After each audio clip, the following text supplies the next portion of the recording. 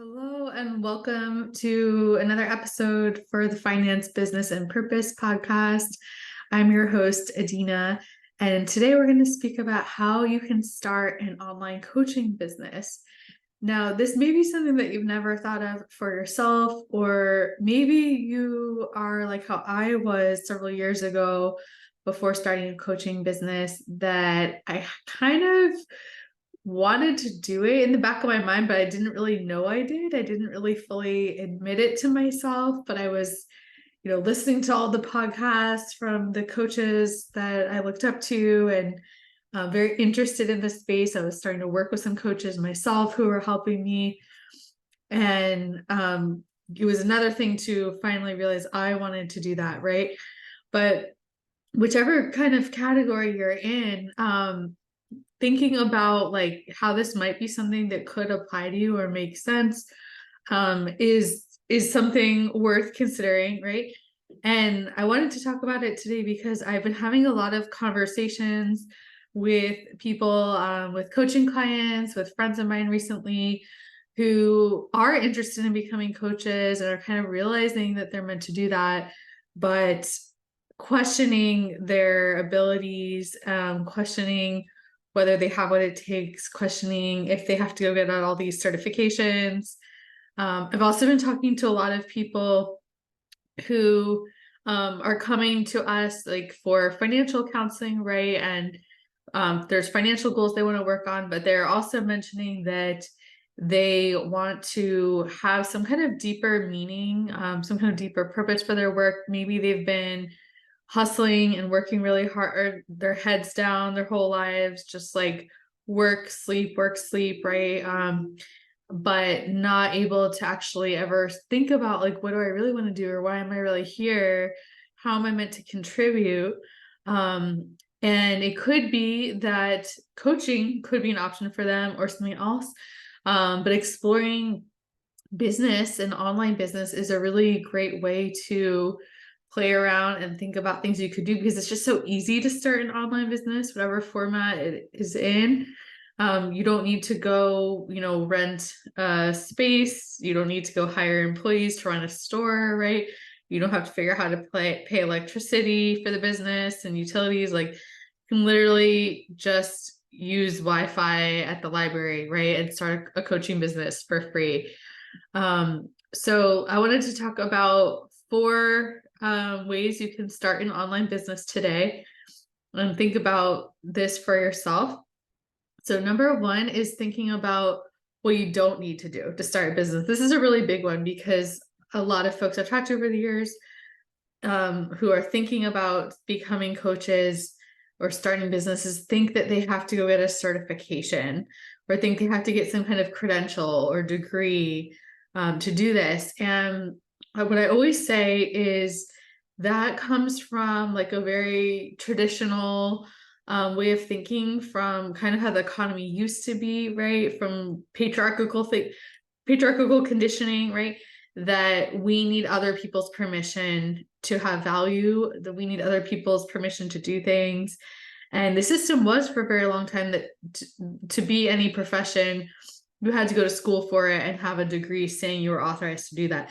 That is not the case anymore. There are thousands and thousands and thousands of people who are changing people's lives online through online businesses in various ways, including coaching, who are really serving and making a difference and helping people without any certification saying that they are authorized to do that. They're doing it from their life experience, which in my opinion is so much more valuable. I mean, of course, you want to build expertise in the area you're helping in and provide the service you provide with integrity, making sure you're able to get the results that you say you can get for people and that you can actually add value, right? There are, unfortunately a lot of people out there who like aren't really, doing that. But as long as you're like in integrity and serving from a place of, your own experience, what you've learned and how you can help others with, you can help folks. And so no, you don't need a certification saying that you're a coach. There are many certifications out there, especially for like life coaching programs in my opinion, that aren't necessary, right? And come from that kind of old system way of thinking, saying you need a degree in order to do something.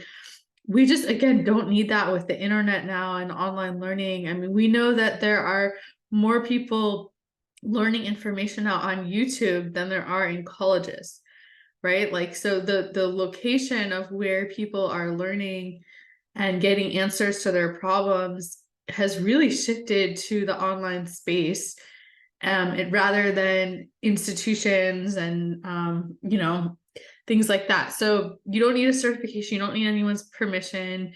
And that leads me to number two, the second step of how you can start an online coaching business. If this is something you're thinking about in terms of like what you help people with and how you do that.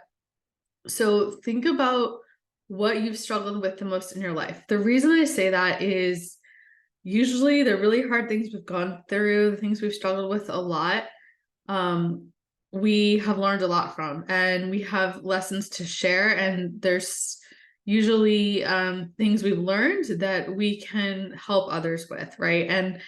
And that is a piece of, in some cases, part of why people go through things, so that they can learn these lessons to help others and make it less painful for others going through it later, right? So that was certainly our experience with starting Immigrant Finance. This was a pain point for us when my husband Mao immigrated to the US from Ecuador. We struggled a lot with finances for many years, not knowing what he could do and not do as an immigrant, not knowing if he could invest, have a bank account, credit card, get health insurance, any of that. It was extremely stressful and anxiety provoking for us. We felt so alone. We didn't know, any resources. We couldn't find any resources.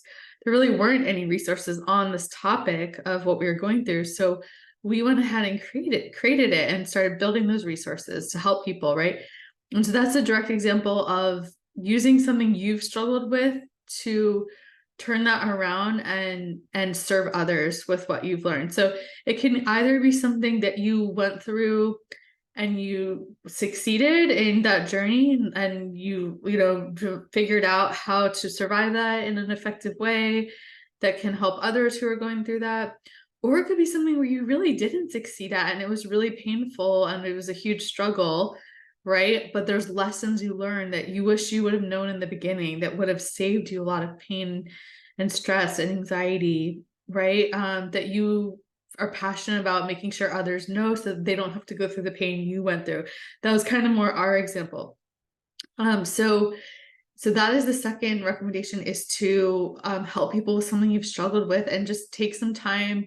This is something you can do today or this weekend, and just like really journal on what have been some of the most difficult challenges in my life. How did I get through them? What did I learn from them? Is this something that I'm seeing other people struggle with, right? Are there currently resources and solutions available to help guide people in that? If not, that's potentially a big gap that you could serve by offering coaching in that area, right? Or creating some other kind of business, service, or product to help people in that area. And if it's something where there's actually already a lot of people helping in that area, that's not a bad thing. That's actually a good sign that means that there's a demand and that there is a need for help.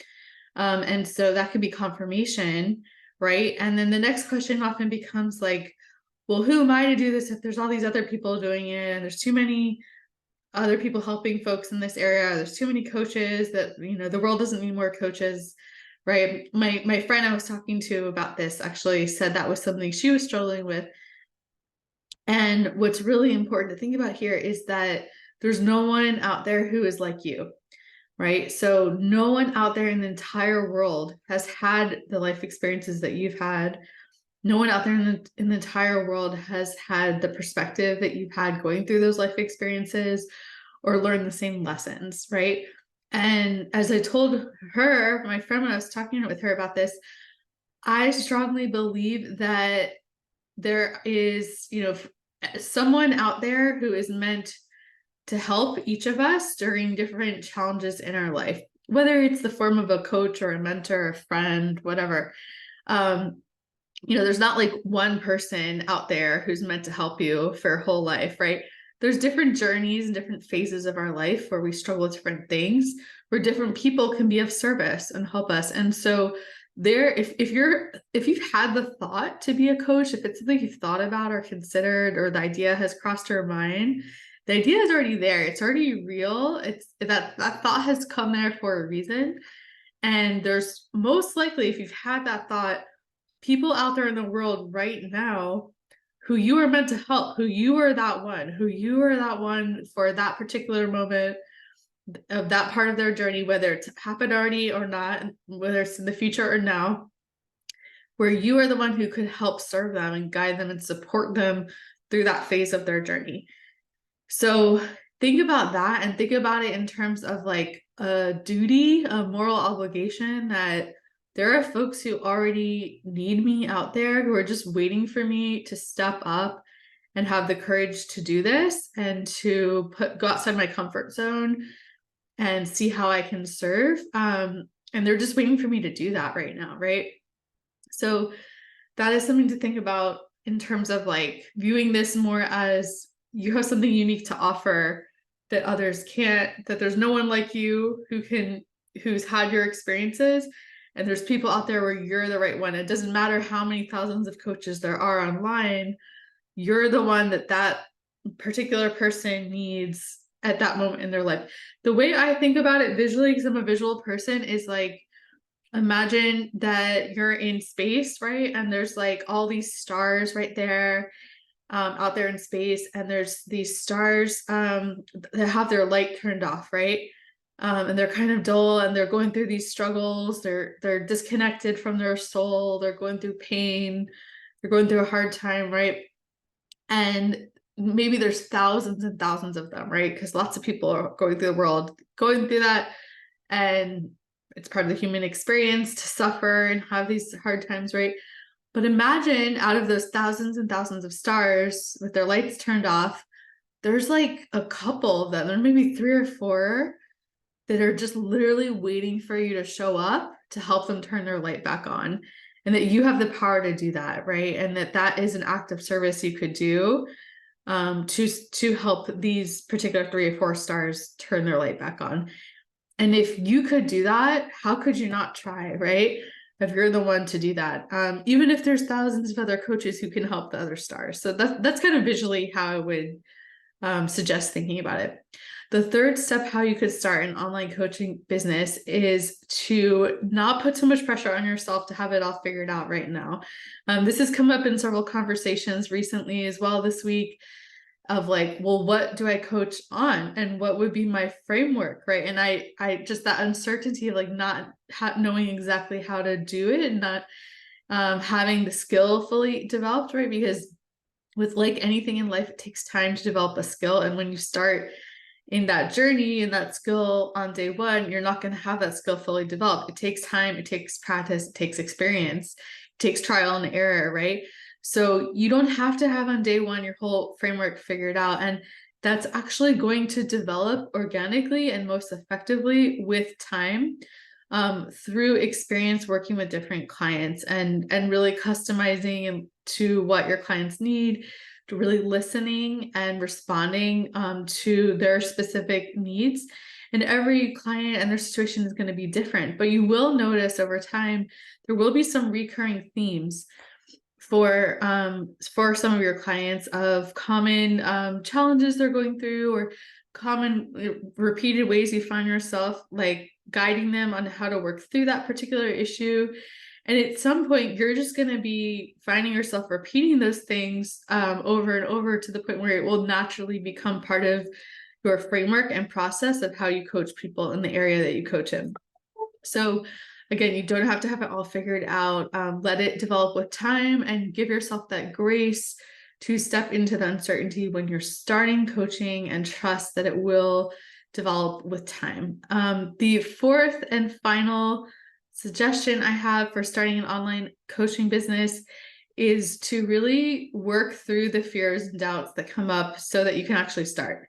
This is the number one thing that gets in the way of people with their finances, with their business, with their purpose, is the doubts and the fears. And it's totally normal. I want you to know that if you are having that inkling or feeling that maybe I would want to do that someday, but fears and doubts are stopping you from exploring that further, it's completely normal. And the reason this happens is it's literally part of our brain structure, how our brains work, where every time we are going outside our comfort zone, the main part of our brain, like the limbic system, the back kind of base part of the skull, takes over, and it goes into like kind of fear mode, survival mode, fight or flee mode to protect you, to keep you safe. Because evolutionarily, our brains were first developed primarily to keep us safe in the context of like when, you know, thousands of years ago, it's making sure we don't get eaten by a lion, right? Or making sure we don't fall off a cliff, right?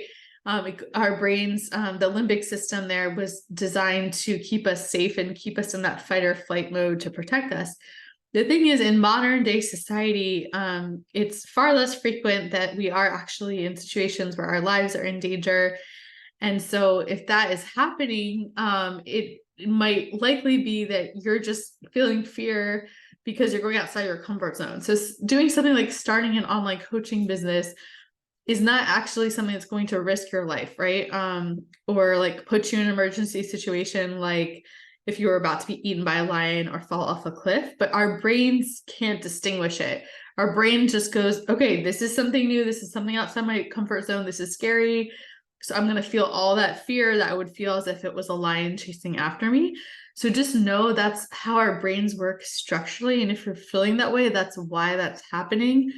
And it doesn't mean that you have to freeze or not do anything or get stuck. Like, you can be aware that's happening. You can, and you should feel all those fears, let yourself feel them, don't repress them, right?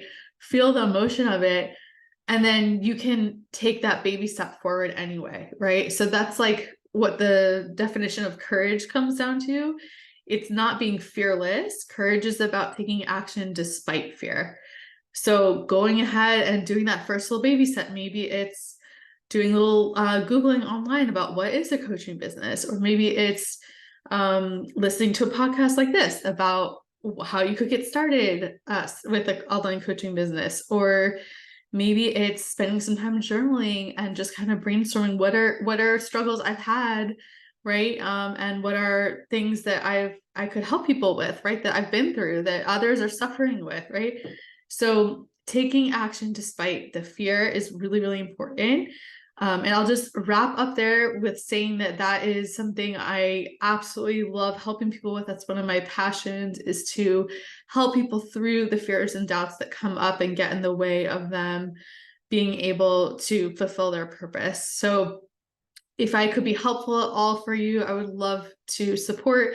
I do offer free 30-minute consultations. I'll put the link below where you're more than welcome to jump on and we can just chat through a little bit what those fears and doubts are coming up, what could be a next step for you, how we can support you. And I'm so excited for you to think about next steps in potentially starting an online coaching business. So I'll sum up the 4 steps. And the first one is you don't need a certification, right? Number 2 was to help people with something you've struggled with. Number 3 is let your process or framework develop with time. You don't have to have it all figured out now. And number 4 is to work through the fears and doubts so that you can actually start. Thank you for taking the time to listen, and I hope you have a wonderful rest of your day.